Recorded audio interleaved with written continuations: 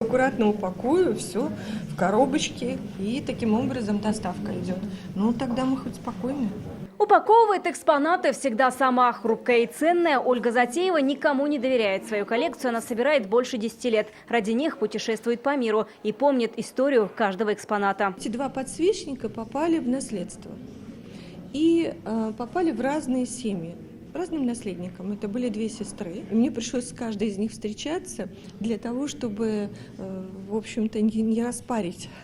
Это удивительная такая вещь. Выставка «Времена года» – аллегория в западноевропейском искусстве. Смена сезонов в работах мастеров из стран разных эпох. Здесь живопись, гравюра, скульптура. Особенность композиции – стилистическое единство. «Времена года» ассоциировалась вообще с 4 сторонами света, с 4 стихиями. И вокруг этого строится вся, естественно, экспозиция. У каждого предмета здесь один сюжет и разный смысл. В этом вся аллегория. Экспонатов почти 300, уникальные из слоновой кости. Это большая редкость для музейных собраний. Причина их хрупкость, роскошь здесь во всем. Фарфор, гордость и страсть коллекционеров еще с 18 века. Здесь на выставке это мелкая пластика, вазы и отдельные предметы с очень точной, удивительной надглазурной росписью мейсонской, берлинской, неаполитанской и венской мануфактур.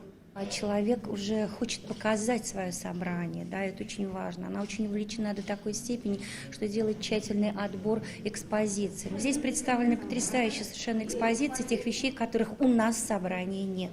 Многого из коллекции нет и ни в одном музее страны. Увидеть всю эту красоту можно в Национальной галерее до конца июня. Вероника Ганудинова, Данил Филатов, ТНВ, Казань. Yoz yaxshi xabarlar olib kela. Yangi asr kanalında dunyo ko'rgan Jili izleyjonlar filmin qabat qarorga tilaysizmi? Ko'p sonli tomoshachilar so'rovi bo'yicha filmning barliq seriyalarini hozir tnv.ru saytida ko'rarga bo'ladi. Все новости дня, выпуски программы «Новости Татарстана», программы и фильмы на сайте tnv.ru и на YouTube-канале ТНВ. Подписывайтесь.